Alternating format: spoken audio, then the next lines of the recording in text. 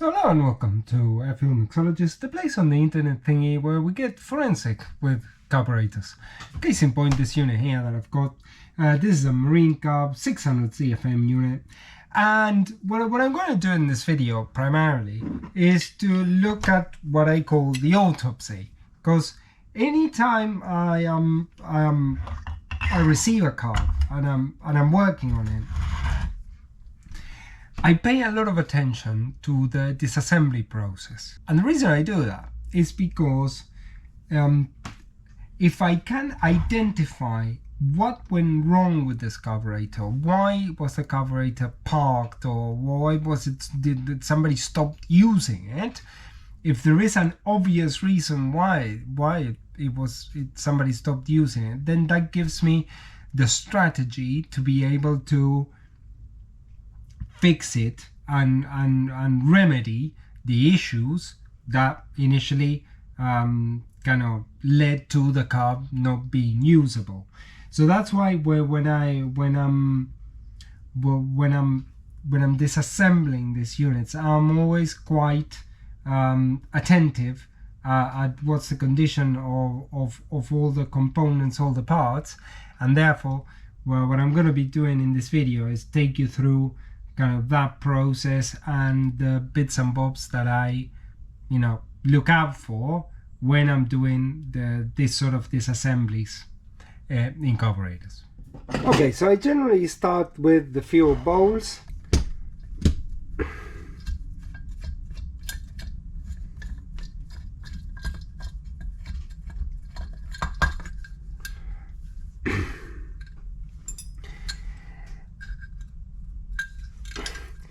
And on the fuel bowls, what I'm looking for is for contamination on the bottom of the bowl and for the fuel level to be correct, which in this case it is.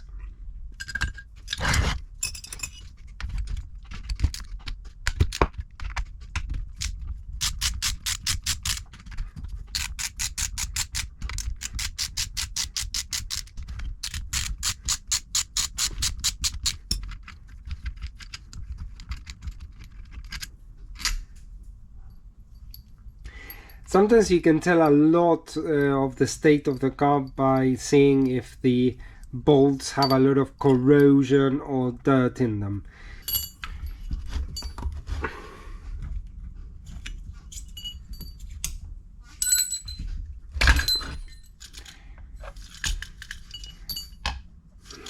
Oof. Okay, so as you can see here, this fuel bowl has a little bit more damage than the other one, and the fuel level doesn't appear to be set quite right. It should be about there.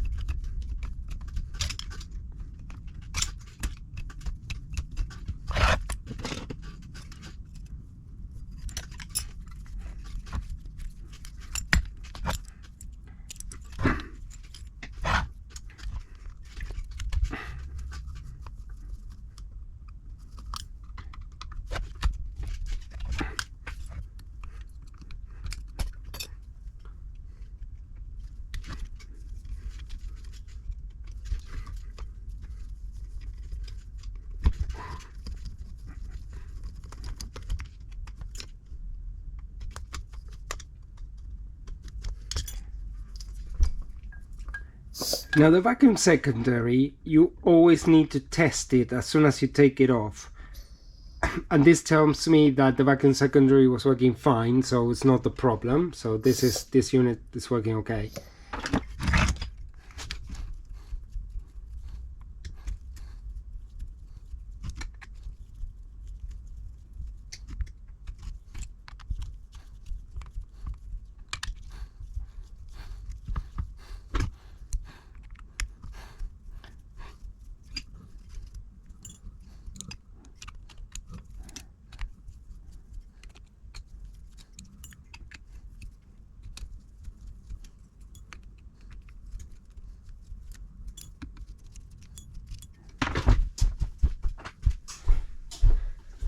Sometimes you need to use a bit of violence to take these things out, especially if the gasket gets stuck.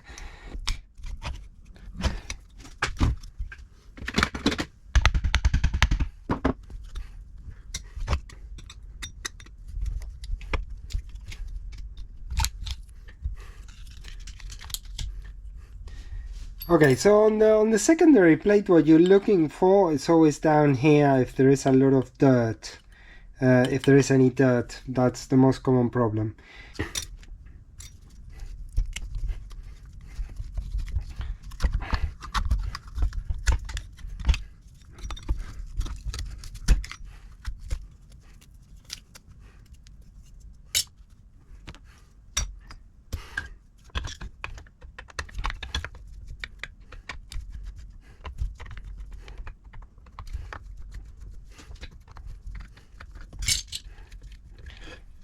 Okay, so in fuel bolts it's quite important to make sure that all the threads are good on this screws here. And obviously you need to check here that it's not full of dirt, which this one is quite clean actually.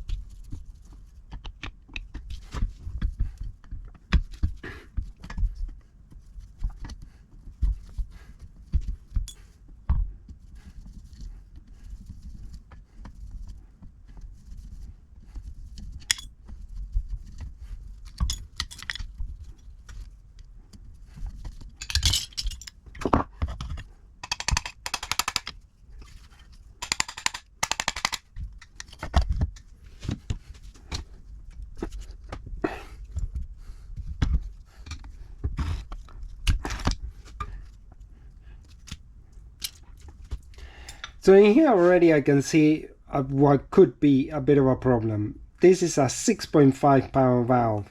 And marine carbs generally never have a 6.5 power valve. So in this O-ring, to the transfer tube, the O-rings have perished completely and this wouldn't have sealed very well. So they should have been replaced, which they haven't.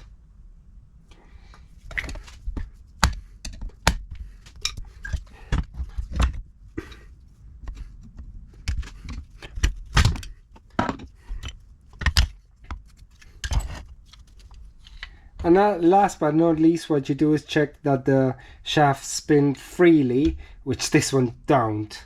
So the primary does, but the secondary is completely shut. So obviously, probably, I guess this is the main problem in the carb, that the secondary shaft wasn't, got stuck, and that led to the carb not working very well. So I think this and the power valve, incorrect power valve, probably that's your problem right there. Okay, so what we're going to do now is we're trying to use a little bit of heat to heat this up in an attempt to free this shaft from its current prison of rust. So let's see how this goes.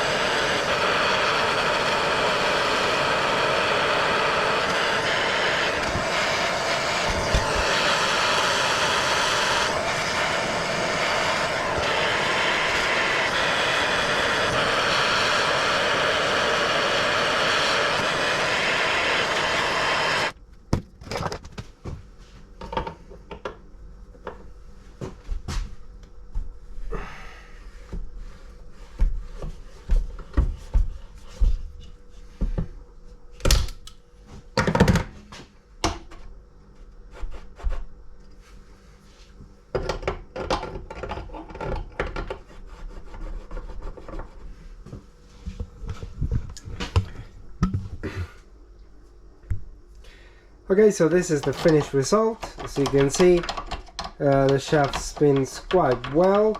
with minimal force, and therefore I'm going to say it's fixed. Obviously I need to extract the throttle plates and whatnot, but this is now free and ready to be rebuilt. Okay, so one of the things I didn't say in the previous segment about why do I autopsy these units, it's because part of the reason I do it is because when I'm disassembling the carb, what I'm trying to do is I'm trying to work out, okay, just how much disassembly this carb needs. Why? Because, yeah, if you look at this unit as it is now, obviously the base plate is completely in bits, so every single component of the carb has been, you know, disassembled, cleaned, and whatnot, and that's okay. It's nothing wrong with that. But what happened? All of this stuff takes time, and sometimes, you know, time, you haven't got that time. And additionally, not all carbs need the same amount of work, and henceforth, this is the that's why I call it the principle of least intervention. Yeah. So, for example, if I take a carb apart and all of the components of the base plate are working properly, then, to be honest, I don't bother do it. I just clean it up a bit and I just do it, and I just send it again. Why? Because it doesn't need it, and therefore, for me to take the base plate apart and to kind of redo it again, that will mean a whole lot of time spent doing something that I shouldn't be doing because it doesn't need it. Yeah. Now, in this particular case, this unit obviously did need it because the shaft was completely frozen to the base, so that wasn't going to work. So therefore, it needed a lot of work, and the whole unit also needed a lot of work throughout, which I'm going to show you now what it is. But I just wanted to make that clarification that, you know, not all carbs need complete disassembly. Sometimes carbs need just a little bit of a freshen up and they're good to go. I mean, obviously, this being a field mixologist, I tend to work with more the kind of distressed kind of end of things. But nevertheless, not all carbs need complete disassembly. So, having said that, let's now go to, okay, what happens after you've done your autopsy? Because now I'm in a situation where I've got all the parts that I need to start building this thing again. Okay, so obviously, as you can see, this base plate has been substantially kind of worked on, and we've got a very nice looking, you know, secondary shaft again ready to be installed, and this is going to be, you know, mint. But also, you know, remember that I said that in the fuel bolts there were issues, and what you're doing now, and also inside here, which have been now remedied. But so what you're doing when you're autopsying, you are identifying the issues, and then when you are now getting ready to assemble all of it back, what you're doing is you are ensuring that you have dealt with all of the issues, yeah? Because that's the whole point of doing an autopsy. You see here, it had a kind of quite a little bit of kind of the EATS, technical term, for a lot of kind of corrosion of aluminium and a lot of contamination, but that's all gone now.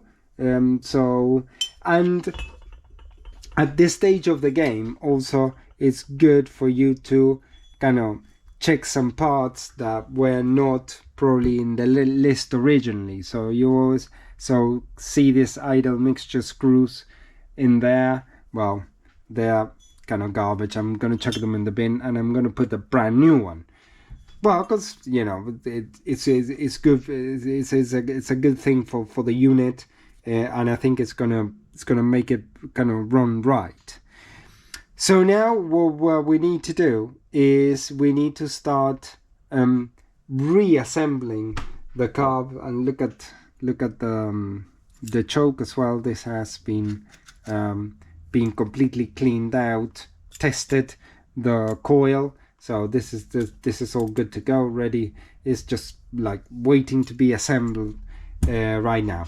So let's put this base back together and let's see if we can start kind of making some inroads into the assembly of this carb.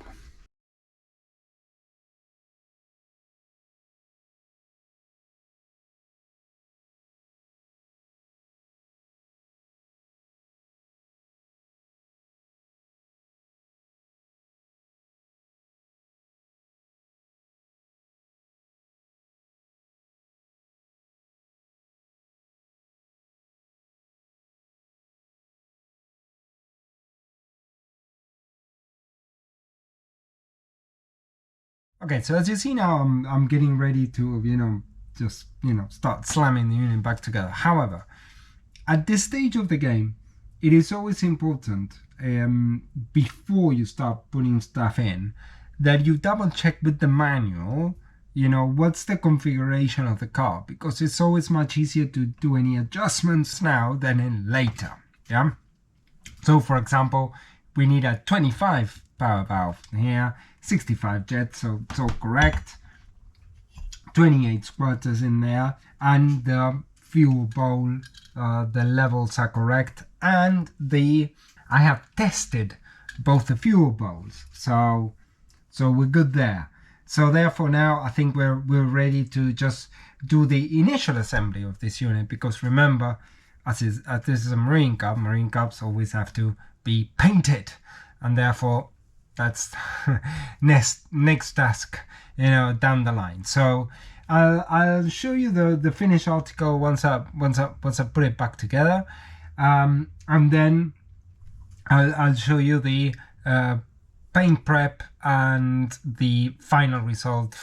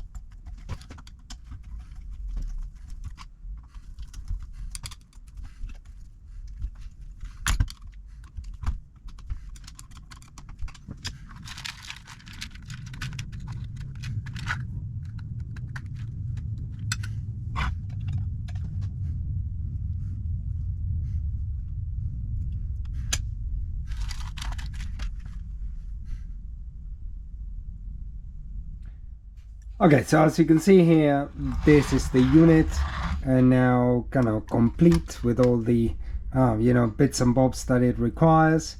Obviously what is missing is the top J pipe here, which that is gonna come in the next segment, because now I need to do all the masking and painting for this unit, and then this goes on the top like so.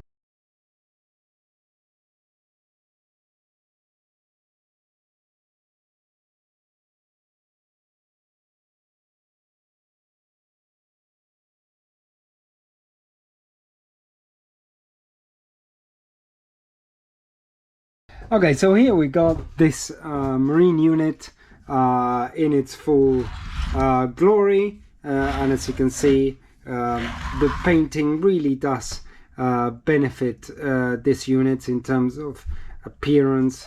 They look nice. Obviously, choke has been done, the coil has been tested, J-pipe on top, which is kind of important for keeping the unit running properly. And look at the base, it looks really good.